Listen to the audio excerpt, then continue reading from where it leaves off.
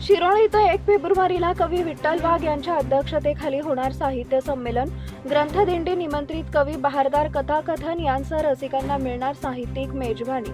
शिरोळ येथील शब्दगंध साहित्य परिषदेच्या वतीनं रविवार दिनांक 1 फेब्रुवारी 2024 रोजी दीनबंधू भाई दिनकर रावजी यादव स्मृती साहित्य संमेलन होत आहे। ख्यातनाम कवी विठ्ठल वाघ हे संमेलन अध्यक्ष असून प्रसिद्ध धन्वंतरी डॉक्टर अनिल मडके यांच्या हस्ते संमेलनाचं उद्घाटन होणार आहे। श्री दत्त साखर कारखाना उद्योग समूहाचे प्रमुख उद्यान पंडित गणपतराव पाटील हे संमेलनाचे स्वागताध्यक्ष असून एक दिवसीय या संमेलनात ग्रंथदिंडी, पुरस्कार वितरण, पुस्तक प्रकाशन, कथाकथन, निमंत्रितांचे कवी संमेलन आणि काव्य थट्टा अशा विविध कार्यक्रमांची मेजवानी साहित्य रसिकांना मिळणार असल्याची माहिती शब्दगंधचे अध्यक्ष सुनील इनामदार, उपाध्यक्ष डॉक्टर दगडू माने व सचिव शांतनू यादव यांनी शुक्रवारी पत्रकार परिषदेत दिली।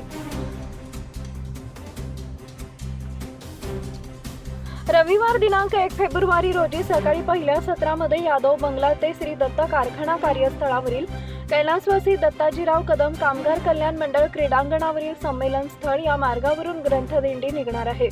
संमेलनाचे अध्यक्ष 6 पुस्तकांचे प्रकाशन ज्येष्ठ लेखिका कवयित्री नीलम बानगावे यांना जीवन गौरव पुरस्कार तसेच राष्ट्रीय कबड्डी खेळाडू सौरभ इंगळे यांना कैलासवासी भाई दिनकररावजी यादव जिल्हास्तरीय क्रीडा पुरस्कार मान्यवरांच्या हस्ते देऊन सन्मानित करण्यात येणार आहे।